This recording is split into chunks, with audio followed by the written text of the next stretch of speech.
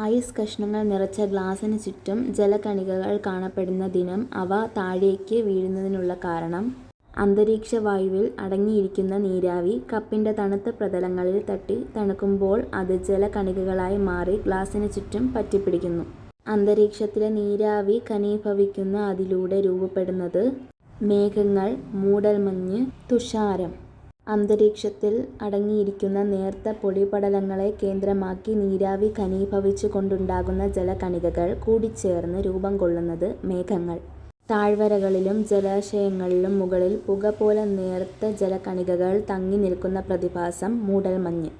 തണുപ്പുള്ള പ്രഭാതങ്ങളിൽ പുൽനാമ്പുകളിലും മറ്റ് തണുത്ത പ്രതലങ്ങളിലും ജലകണികകൾ പറ്റിപ്പിടിച്ചിരിക്കുന്ന പ്രതിഭാസം തുഷാരം.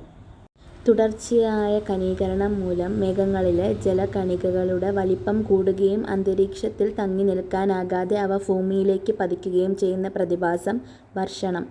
വർഷണത്തിൻ്റെ വിവിധ രൂപങ്ങൾ: മഴ, മഞ്ഞുവീഴ്ച, ആലിപ്പഴം. ജലകണികകളുടെ രൂപത്തിലുള്ള വർഷം മഴ.